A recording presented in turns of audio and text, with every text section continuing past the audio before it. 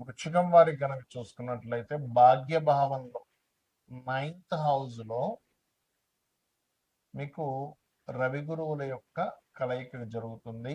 August 13 వరకు ఉంటుంది. July 15 ప్రారంభమై, కాకపోతే అక్కడ రవి గురువులు కలిసి ఆగస్టు 15 వరకు ఉంటారు. దాని తర్వాత సింహరాశిలోకి వస్తాడు రవి. మరి ఈ యొక్క గ్రహ కలయికని మౌఢ్యమి అంటాం గోచారంలో, జన్మజాతకంలో కంబస్ట్ అంటారు. ఇది ఒక యోగాన్ని కూడా క్రియేట్ చేస్తుంది. దీన్ని జీవాత్మ సంయోగము అంటాం. మరి దీనివల్ల కలిగే ఫలితాలు, ఏ దేవతారాధన చేసుకోవాలి, మీ జన్మజాతకంలో ఏదైనా గ్రహం కనుక కంబస్ట్లో ఉంటే ఎటువంటి ఫలితాలు వస్తాయి అనేటువంటి అంశాలు చెప్తుంది. నేనైనప్పటికీ చెప్పిస్తుంది సాక్షాత్ లలితాంబవారిగా భావిస్తూ ఆ లలితాంబిక అమ్మవారి యొక్క అనుగ్రహం పరిపూర్ణంగా కలగాలని మనస్ఫూర్తిగా కోరుకుంటూ, ఇక్కడ 9వ భావం హైయర్ ఎడ్యుకేషన్ చెప్తుంది. మరియు 2, 5 అధిపతి అంటే ధనము, సంతానము లేదా ప్రేమ వ్యవహారాలు. ఈ పర్టికులర్ విషయాల్లో ఒక్కోసారి ఏదైనా మంత్రం తీసుకోవడం కూడా పంచమ స్థానంలో ఉంటుంది. కాబట్టి ఏదైనా ఒక మంత్రాన్ని తీసుకునేటప్పుడు అది సరైనదా కాదా, సరైన వ్యక్తుల దగ్గర తీసుకుంటున్నామా లేదా, ఉపనయనాది సంస్కారాలకు సంబంధించినవి కూడా ఈ టైంలో చేసుకోకూడదు. సహజంగానే మౌఢ్యం ఉన్నప్పుడు చేయరు. అందులోని ప్రత్యేకంగా మీకు 9వ స్థానంలో గురువు కనుక అస్తంగత్వ దోషంలోకి వెళ్ళినప్పుడు అసలు చేసుకోరు, గుర్తుపెట్టుకోండి. ఇక రెండవ విషయం ఏమిటి అని చెప్పి చూసుకున్నట్లయితే, ఇక్కడ ఈ ఈ యొక్క విషయం కనుక గమనించుకున్నట్లయితే, అంటే ఈ గురువు అస్తంగత్వ దోషంలోకి వెళ్ళిపోయినందుకు ధన పంచమాధిపతి అయినటువంటి గురువు కూడా అయినందుకు మీరు సంతానాన్ని పొందేటువంటి విషయంలో, షేర్ మార్కెట్ విషయాల్లో, బంగారం మీద ఇన్వెస్ట్మెంట్ చేసేటువంటి విషయంలో, పెద్ద మొత్తంలో ఎవరికైనా మనీని ట్రాన్స్ఫర్ చేసేటువంటి అంశాల్లో ఖచ్చితంగా జాగ్రత్తగా ఉండాలి. మరియు కాస్త గురువులతోని, తండ్రితోని తెలియని చిన్న చిన్న డిస్ప్యూట్స్ వస్తూ ఉంటాయి, గొడవలు అవుతూ ఉంటాయి. కాబట్టి ఈ విషయంలో చాలా జాగ్రత్తగా ఉండండి. ఇక మీరు నిత్యము చేయవలసింది కాలభైరవుడి యొక్క అష్టకం చేసుకోండి. ఇవాళ రేపు మనకు తెలుసు బ్యాంకింగ్ సంబంధంగా ఎన్నో ఫ్రాడ్స్ జరుగుతుంటాయి. ఎవరో వస్తారు, ఏదో డబ్బులు ఇవ్వాలంటారు, మీకు ఏదో స్కాన్ పంపిస్తుంటారు. ఇటువంటి విషయంలో చాలా జాగ్రత్తగా ఉండండి. రవి, గురువు, శుక్రుడు, కేతువు గ్రహాల దగ్గర దీపారాధన చేయండి, అన్ని విధాలు బాగుంటుంది. ఇక్కడ ఈ గోచారంలో రవి 8 degrees లోపల కనుక ఏదైనా గ్రహంలోకి వస్తే ఆ గ్రహాన్ని హస్తగతం చేసుకుంటాడు. ఎక్సెప్ట్ రాహువు, కేతువు ఆర్ బుధుడు కూడా కొంతవరకు ఎగ్జంప్షన్స్ ఉంటాయి. ఎందుకంటే బుద్ధికారకుడు బుధుడు ఎందుకు కనెక్ట్ అవ్వడు, అంత అస్తంగత్వ దోషంలోకి వెళ్ళిపోలేడు రవితో. మిగతా గ్రహాలన్నీ కూడా అస్తంగత్వ దోషంలోకి వెళ్తాయి. ఒకవేళ మీ జన్మజాతకంలో గనక ఈ గ్రహస్థితి అస్తంగత్వ దోషంలోకి వెళ్ళినట్లయితే ఒక ఫలితాలు వస్తాయి. గోచారంలో సహజంగా ఇప్పుడు దీన్ని మౌఢ్యమి అని కూడా అంటూ ఉంటారు. మౌఢ్యమి సమయంలో ఏంటంటే గృహ ప్రవేశాలు, గృహ నిర్మాణాలు, వివాహాలు, లేకపోతే ఏదైనా కొత్తగా ఏదైనా పని, ఒక ఆఫీస్ పెడుతున్నాము, ఇటువంటివి చెయ్యరు సర్వసాధారణంగా. ఇంకా రెగ్యులర్గా పాటించేటువంటి, ఇప్పుడు రెగ్యులర్గా జాబ్ మారాలి, దానికి మౌఢ్యమితో సంబంధం లేదు, గుర్తుపెట్టుకోండి. కాబట్టి ఆల్రెడీ కన్స్ట్రక్షన్ నడుస్తున్నప్పుడు మీరు మధ్యలో మౌఢ్యమే నడుస్తుంది కదా అని ఆపాల్సిన పని లేదు. సో ఇవి ప్రధానంగా గుర్తుపెట్టుకోండి. అయితే ఈ మౌఢ్యమే యొక్క ప్రభావం తగ్గడానికి అందరూ కూడా సూర్య నమస్కారాలు చేసుకోవడం మంచిది. అయితే ఇక్కడ మీ పర్సనల్ చార్ట్లో కనుక మిగతా గ్రహాలు ఏవైనా మౌఢ్యమి దోషంలో ఉంటే ఏమిటి? సర్వసాధారణంగా మౌఢ్యమి దోషంలో మొట్టమొదటిగా మనం చూసుకుంటే చంద్రుడు అమావాస్య సమయంలో రవికి దగ్గరగా ఉంటాడు. అమావాస్యకి దగ్గరలో పుట్టినటువంటి వారు ఎవరైనా సరే స్వయం పాకం మీరు ప్రతి అమావాస్యకి పెద్దల కోసం, పితృదేవతల కోసం ఎంత స్వయం పాకం ఇస్తుంటే మీ లైఫ్ అంత బ్రైట్గా తయారవుతుంది. మానసిక రుగ్మతలు కూడా తగ్గుతాయి. ఎందుకంటే చంద్రమా మనసో జాత అంటారు. కాబట్టి చంద్రుడికి సంబంధించినటువంటి ఆ బలం అనేటువంటిది పెరగడం జరుగుతుంది.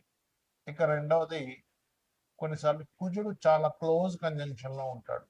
అయితే కుజుడు రవి కలిసి ఉన్నప్పుడు ఏంటంటే సర్వసాధారణంగా కొంచెం హైపర్గా ఉండడం, మనుషులు ఇట్లాంటివి జరుగుతూ ఉంటాయి. కాకపోతే ఈ కుజుడు ఎవరికైనా రవికి చాలా దగ్గర డిగ్రీల్లో 8 డిగ్రీల లోపల కనుక ఉన్నట్లయితే, మీరు ఏదైనా పొలాలు కానీ స్థలాలు కానీ ఏదైనా మిషనరీస్ కానీ కొనుగోలు చేసేటప్పుడు కొంచెం ఆ రవి మహాదశలు కానీ కుజుడు మహాదశలు కానీ రవి కుజ అంతర్దశలు కానీ జరిగేటప్పుడు ఎట్టి పరిస్థితుల్లో తీసుకోకూడదు. అందులో ప్రత్యేకంగా మీకు ఇది 4వ భావ సంబంధం వస్తే మరింత జాగ్రత్తగా ఉండాలి. ఎందుకంటే 4వ భావంలో ఏదైనా గ్రహం కంబస్ట్ అయినా కూడా ఆ పర్టికులర్ మహాదశలు అంతర్దశలు వచ్చేటప్పుడు ప్రాపర్టీస్ తీసుకోవడము. అయితే ఇక్కడ గ్రహం బట్టి కూడా ఉంటుంది. ఇప్పుడు చతుర్థ స్థానంలో బుధుడు కంబస్ట్ అయ్యాడు అంటే బుధుడు పెద్దగా కవ్వడం చెప్పాను. శుక్రుడు అయ్యాడు ఉదాహరణకి. అప్పుడు గృహ నిర్మాణం చేస్తున్నప్పుడు ఫ్యాషన్ రిలేటెడ్ సంబంధించింది ఏదైనా మీరు కోర్స్ చేస్తున్నారు, అది అప్పుడు ఇబ్బంది అనమాట. ఆ రకంగా ఒక్కొక్క గ్రహం కనుక చూసుకున్నట్లయితే బుధుడైతే ఎలాగో అవ్వడం చెప్పుకున్నాము. గురువు కనుక కంబస్ట్ అయ్యాడు ఎవరికైనా, అప్పుడు అది పర్టికులర్గా పంచమ స్థానంలో కంబస్ట్ అయ్యాడు. ఆ టైంలో మీరు ఐవీఐలు ఐయుఐలు ఐవీఎఫ్లు ఇలాంటివి చేయించుకుంటున్నారు. సంతానం కలగకపోతే చేయించుకుని ఉంటారు చాలామంది. సో అలాంటివి మీకు మహాదశ అంతర్దశ అంటే రవి అంతర్దశ లేదా రవి మహాదశ గురు అంతర్దశ గురు మహాదశలు నడిచేటప్పుడు ఏమవుతుందంటే సంతానం విషయంలో మీరు వెచ్చించినటువంటి మనీ కానివ్వండి, పడినటువంటి శ్రమ కానివ్వండి, పాపం అక్కడ ఫ్రూట్ఫుల్ అవ్వకుండా ఉంటుంది. సో గురువు కనుక ఇలా అయినప్పుడు మంత్ర సాధన చేసేవాళ్ళు, ఇంకొంతమంది పాపం గురువు కంబస్ట్లో ఉన్నప్పుడు తెలియక ఆ పర్టికులర్ టైంలో ఉపనయనాది సంస్కారాలు కూడా చేస్తూ ఉంటారు. పర్టికులర్గా ఈ యొక్క గురువు మౌఢ్యంలో ఉన్నప్పుడు ఉపనయనాది సంస్కారాలు కూడా చెయ్యరు. ఎందుకంటే గురువు యొక్క దృష్టి భూమి మీద రవి యొక్క అస్తంగత్వ దోషం మౌఢ్యమి దోషం వల్ల పడట్లేదు. ఆ కిరణాలు పడనప్పుడు అది వేస్ట్ అవుతుంది. అదే రకంగా ఇప్పుడు ఈ గురువు అస్తంగత్వంలోకి లేదా మౌఢ్యం దోషంలోకి వెళ్ళినందుకు మరలా ఒకసారి మనం ఆల్రెడీ గతంలో చాలాసార్లు చెప్పాము, ఒక 50 సార్లైనా బంగారం అప్ అండ్ డౌన్స్ అవుతూనే ఉంటుందని చెప్పాము. కాబట్టి ఏంటంటే ఈ యొక్క గోల్డ్కి సంబంధించింది ఏదైతే ఉందో ఇది కొంచెం స్ట్రక్ అవ్వడం కానీ కొంచెం అప్ అండ్ డౌన్స్ అవ్వడం ఎక్కువ తీవ్రత చెందుతూ ఉంటుంది ఇక్కడ. ఇక బాగా తగ్గడం లేదా బాగా పెరగడం లాంటివి కూడా జరుగుతాయి ఈ అస్తంగత్వ దోషం వల్ల. ఇక అదేవిధంగా శుక్రుడు ఎవరి జన్మ జాతక చక్రంలో అయినా శుక్రగ్రహం కనుక పర్టికులర్గా సప్తమ స్థానంలో కనుక అస్తంగత్వం అయింది లేదా 12వ స్థానంలో కంబస్ట్ అయింది, గ్రహం కంబస్షన్ అంటారు దాని ఇంగ్లీష్లో, తెలుగులో అయితే అస్తంగత్వ దోషము అంటారు. సో ఆ రకంగా ఎవరికైనా శుక్రుడు అయితే పర్టికులర్గా పురుషులకి అయితేనేమో స్పర్మ్ కౌంటింగ్ తగ్గుతూ ఉంటుంది 12లో అయితే కనుక, లేదా సప్తమంలో అయినా వివాహం అవ్వడానికి కష్టం అవ్వడము, స్త్రీలకైతే కొంచెం ఎక్కువ జ్వరం రావడము, మరియు అదేవిధంగా వివాహ సంబంధించిన విషయాలు ఇబ్బంది అవ్వడం, ఏదైనా వాహనం కొనుగోలు చేస్తూ ఉంటే పర్టికులర్గా శుక్రుడు 4లో కంబస్ట్ అయితే కనుక వాహనం కొనుగోలు చేసేటప్పుడు లేదా గృహం కొనుగోలు చేసేటప్పుడు చూసుకొని కొనుగోలు చేయాలి. వీలైనంత మట్టుకు వాళ్ళ పేరు మీద వాహనాలు గృహాలు లేకపోవడం మంచిది. ఉదాహరణకు చతుర్థంలో కేతు ఉన్న, చతుర్థ స్థానం పాడైనా, చతుర్థాధిపతి పాడైనా వాళ్ళ యొక్క జీవితంలో వాళ్ళ పేరు మీద వాహనం కానీ గృహం కానీ తీసుకోకుండా ఉంటే వాళ్ళకి చాలా బాగా కలిసి వస్తుంది.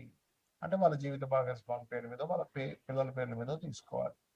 అదేవిధంగా శని కనుక బాగా క్లోజ్ కంజంక్షన్స్లో కనుక వెళ్ళిపోయి ఇంకొక పాపగ్రహం కూడా యాడ్ అయితే తల్లిదండ్రులు అంటే తండ్రికి కొడుక్కి వచ్చేటువంటి ఇవి ఇబ్బందులు ఎక్కువ ఎదురవుతూ ఉంటాయి, గుర్తుపెట్టుకోండి. అదొకటి. అదేవిధంగా ఇప్పుడు రాహుకేతువులకైతే అస్తంగత్వ దోషం ఉండదని చెప్పుకున్నాం. కాకపోతే రాహుకేతువుల దగ్గరికి ఎప్పుడైనా రవి ముఖ్యంగా రాహు దగ్గరికి వెళ్ళినా లేదా చంద్రుడు రాహు దగ్గరికి వెళ్ళినా రవి చంద్రులు ఇద్దరు పాడవుతుంటారు. కాబట్టి అప్పుడు ఏం చేయాలి, రాహుకి రెమెడీ చేసుకుంటున్నారు. రాహుగ్రహానికంటే దుర్గాదేవి ఆరాధన చేసుకోవడము, మినుములు దానంగా ఇవ్వడము, గారెలు నైవేద్యంగా పెట్టడము, బెల్లపు ఉండలు ఒక 4 ఉండలు గోవుకు తినిపించడం, ఇవి చేస్తూ ఉండాలి. అప్పుడు ఖచ్చితంగా వారికి ఆ దోష పరిహారం అనేటువంటి జరుగుతుంది. రావి చెట్టు చుట్టూ ప్రదక్షిణాలు చేస్తూ వాటి మీద సర్ప ప్రతిష్ఠ చేసిన, అంటే సర్పాలు అక్కడ ఉంటాయి ప్రతిష్ఠ చేసిన వాటి మీద పసుపు కుంకుమ గంధం కలిపి వేయండి. అన్ని విధాలా మీకు బాగుంటుంది. శ్రీమాత్రేయ నమః.